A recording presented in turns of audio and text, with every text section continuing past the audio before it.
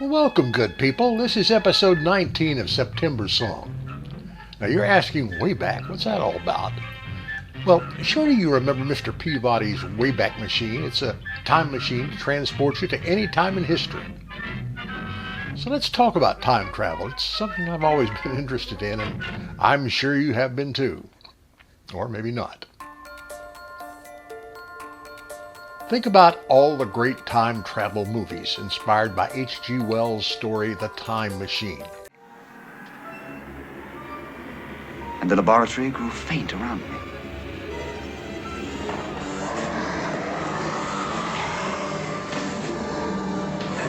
And the newer version.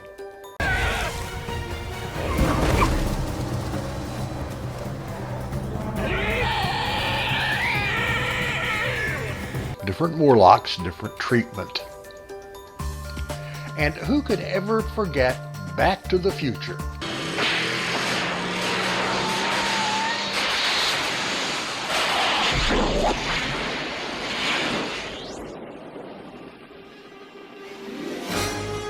And why did Professor pick a DeLorean? If I did that movie, I would have chosen a Ford Crown Vic or a Chevy Impala. They're cheaper to buy, and it would have been a much more comfortable trip. I guess they wanted a hip car. Hip. Did I say that? And the movie Arcadia Bay. Well, I thought I had seen every sci-fi movie ever made. I've never seen that one, or probably anybody else either. But seriously, let's think about time travel. Is it possible? You have to use a higher theory, Einstein's general theory of relativity of 1915, in which case space and time is a fabric that perhaps you can rip if you have unimaginable sources of energy. So, according to that, we might be able to rip the fabric of time if we have an incredible source of energy. Well, no problem there. We could use my 11-year-old grandson, Max. He has enough energy to do the job, believe me.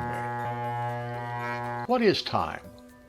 While most people think of time as a constant, the great physicist Albert Einstein showed that time is an illusion. It is relative. It can vary for different observers depending on your speed through space. Now, if you're in jail, I expect the time is different than if you were on a date with your girlfriend. Time really is relative. Picture a four-dimensional fabric called space-time.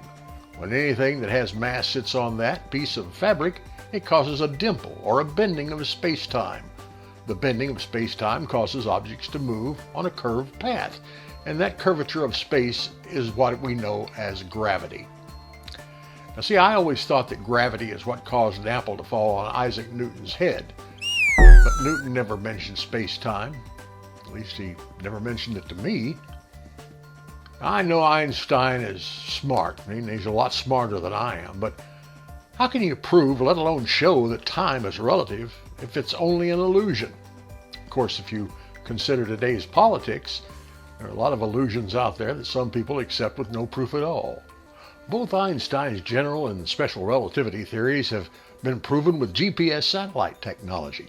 See, what they did is they put very accurate timepieces on board spacecraft circling the Earth.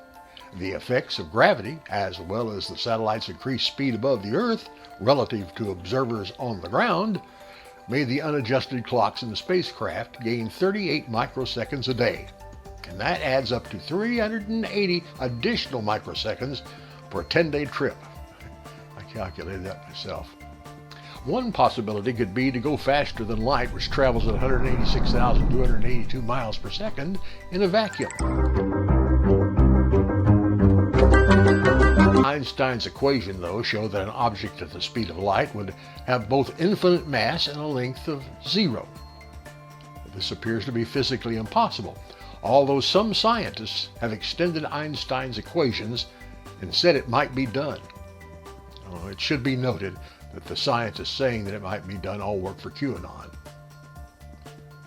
But it could happen. That means that Mr. Peabody was right all along. He could tell Sherman to set the time and place for the Wayback Machine. Once again, it is time to take another revealing peek back into history. What's that? finest date shall I set it to today, Mr. Peabody? October 19th, 1781. Got it. And the place? Yorktown, Virginia, where we shall witness that great moment of the American Revolution when Cornwallis surrendered to General Washington. And away we go. If I could use the Wayback Machine, I think I'd go back to 1949 and kick the butt of that kid in the first grade that stuck me in the arm with a fountain pen, left a tattoo on my shoulder.